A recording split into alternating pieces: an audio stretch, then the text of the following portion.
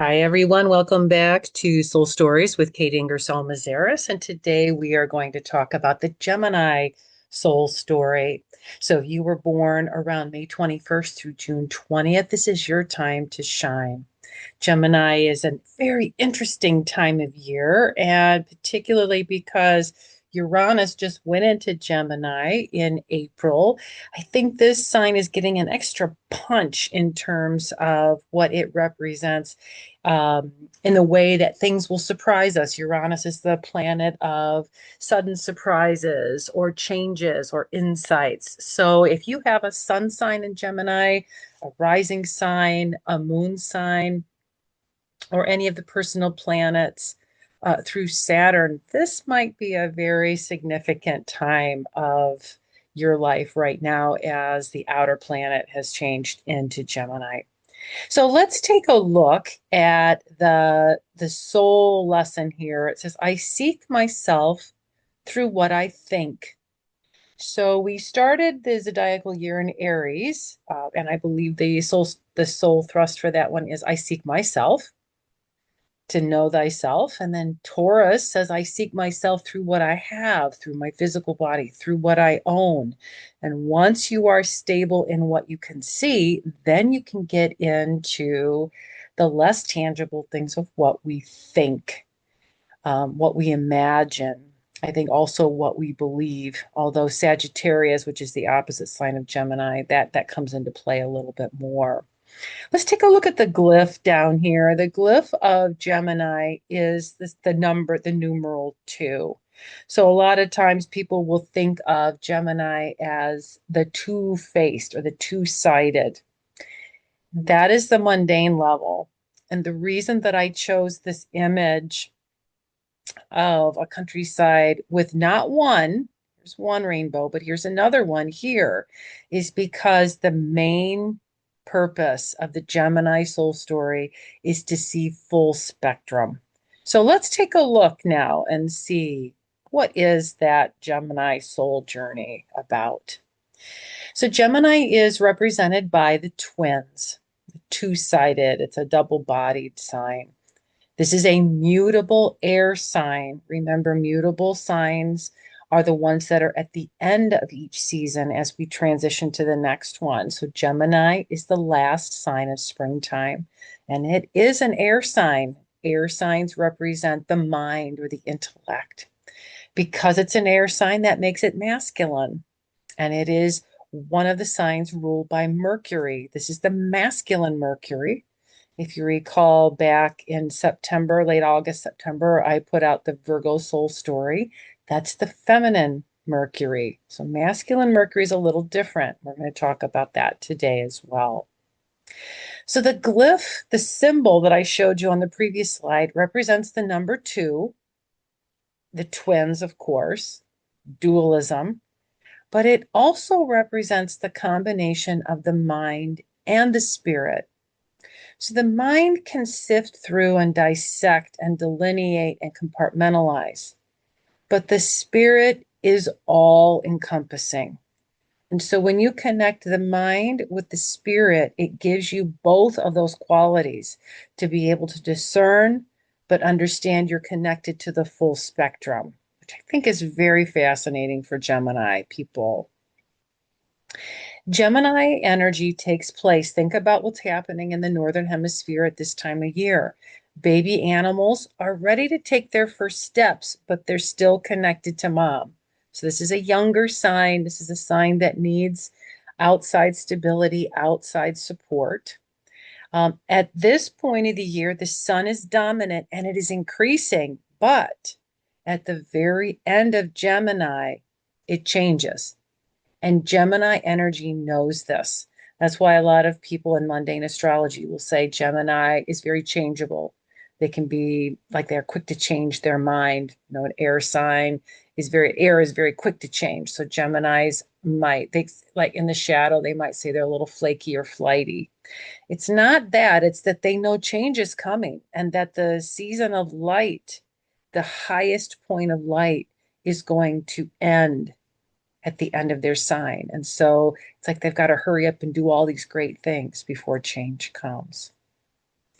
Geminis are excellent speakers. Mercury is the planet that rules our communication and speech. And so if you've got a Mercury in Gemini or a Sun in Gemini, you can be an excellent teacher, an excellent communicator, journalist, writer, someone who can influence with speech. They can be a Jack or a Jane or on a host of topics. They may know a lot about a lot.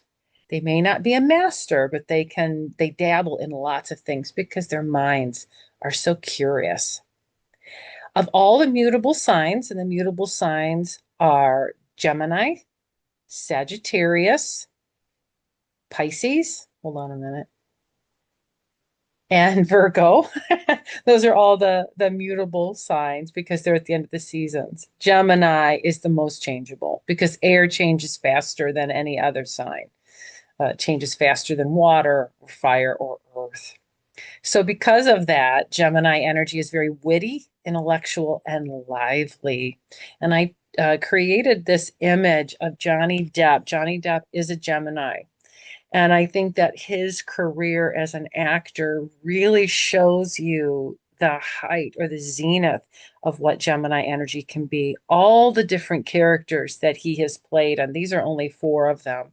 But if you think about how he can transform himself into different characters with different voices, different mannerisms, different ways of communicating with their body. I mean, he has become so many different kinds of characters. And in its bright light, that is what Gemini energy can do. It can embody and teach you lots of things about different ways of being. So the archetypes for Gemini are the communicator, of course, the messenger, the shadow can be the gossip because sometimes Gemini energy, especially if you've got a Mercury in Gemini, it's hard to know when to stop or to put the filter on. A Peter Pan, and sometimes the reason that Gemini energy is connected with the archetype of a Peter Pan, this is a person, particularly a man, who doesn't want to grow up. Gemini energy is when that baby is still very young and exploring, but it knows change is coming. And sometimes change is hard for Gemini energy because it wants to stay forever young. Shape-shifting energy in Gemini is when you can be very duplicitous. You can know what to say, when to say it to cover your behind. Gaslighting energy is very Gemini, and because it knows how to read the room and manipulate or to mess with people's mind. And that's also a shadow of Gemini energy. But in its light, in its brilliance, the soul journey of Gemini is to recognize all aspects of the self, especially the soul, the part that's connected to the whole, so that the soul can guide the human self. So I didn't really understand Gemini energy, really the soul journey of it until, I would say maybe 6 years ago, when I believe we had Venus retrograde in Gemini, and I took a course on what that meant. And the teacher was explaining the rainbow journey of Gemini. See, like I said before, the dualism is the ego self and the higher self. And so when Gemini energy sees all of itself, it can get past the mundane. It can realize, oh, I am more than my ego. I'm more than this human self. There's more to me that can be communicated. And sometimes that communication is not with words. And so Gemini has to transcend that energy. Gemini energy rules the hands, the arms, the lungs, and the throat. And so a lot of people I'm doing this right now as I'm recording this, as I'm speaking, I'm using my hands to communicate. I was an elementary school teacher and I used my hands and body language a lot when I was teaching because that's how that energy moves through me. I have a stellium in my third house, and the third house is connected with Gemini. So I am very familiar with communication energy. But as I've gone on in my soul journey because of other aspects in my natal chart, it echoes back to this Gemini house to teach me how to see more than what the human eye can see. And that's the second bullet. Gemini's greatest strength is uniting all of its energies and not separating them, that full spectrum of the rainbow.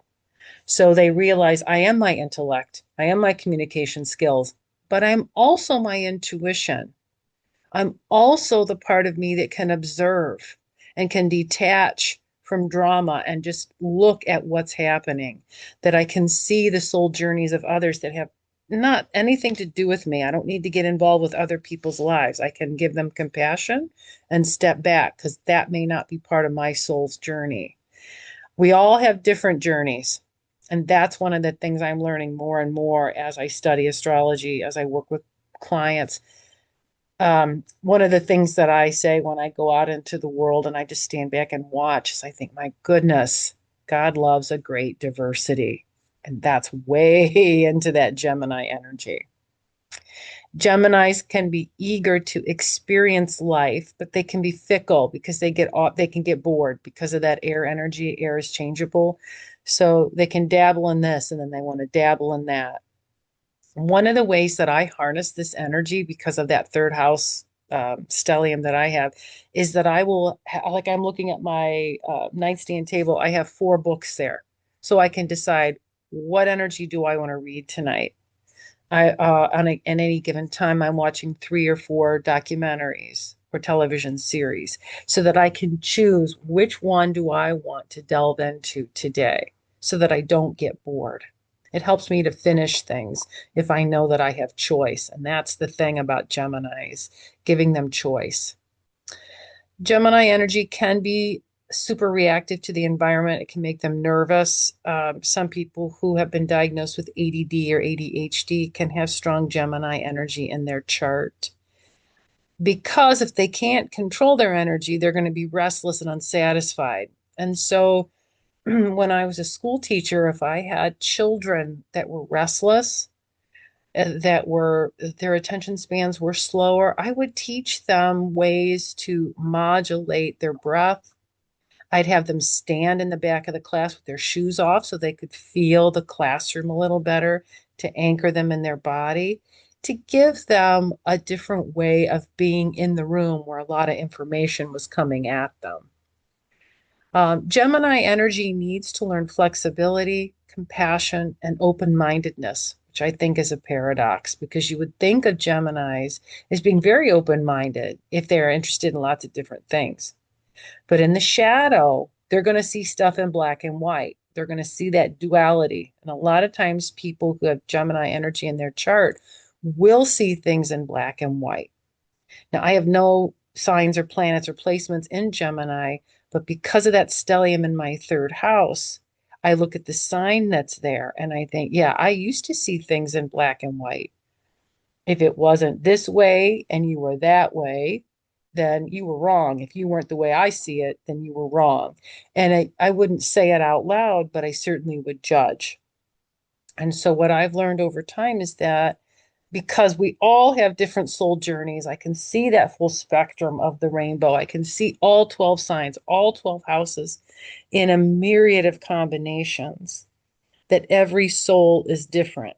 Every soul has a different purpose. I've done readings for a lot of Geminis who are twins, that are literally twins, and their signs, or their charts rather, can be eerily similar, but their souls are different. And so they're going to manifest differently in this world, their life lessons. I've had many people ask me questions about multiples. And they'll say, well, what if you have babies that are born like within minutes apart and their charts are the same or almost similar? How do you differentiate? And I say, well, I just ask the client, why are you here? How can I help you? What areas of your life do you want to look at? Because the soul drives the chart. And to be honest, you are not your natal chart. Like, I am not a Virgo. That's not who I really am. I incarnated in the sign of Virgo, but that's not my soul. That's not who I truly am. The natal chart just shows you the lessons you came to learn and to teach to evolve yourself. But it is a limited science. The soul always has the broader perspective. I just use astrology as a language to explain it. And that is very much in the Gemini energy. I love this glyph. I chose this on purpose because this helps people doesn't matter what sign you are, to get out of black and white thinking. A helpful question for challenging all or nothing thinking is, what's my third option? And then I would ask, what's your fourth and your fifth and your sixth, and so on. When I was a teacher, I would have student teachers in my classroom, and I would tell them very clearly, you need 5 different ways to teach something. And then when you have a child that doesn't understand those 5, you need to figure out a sixth. The multiple intelligence theory is very Geminian, and I love that idea is that we all learn differently. A wonderful teacher and a communicator can be in relationship with their students or with their audience and understand how they need to have something presented to them. When I read for different clients, I ask questions at first so that I can get a feel for the energy of the person I'm working with, so that I'm speaking to them where they need me to speak to address the certain energies that they bring to the reading. And that's where I use that stellium in my Gemini house, is to look at the whole person and then understand what parts of them need to be lit up in that moment. So happy birthday, Geminis. We are so glad that you are here. If you are interested in learning more about the workshops that I teach or to schedule a reading with me, I'll put all that information in the description below. Share this with folks in your life who love this time of year, who have Gemini energy in their chart, and let me know what you think. If you have suggestions for further videos, you can put that in the comment section or shoot me an email through my website. So until I see you at the Cancer Soul Story, have a great day, everybody.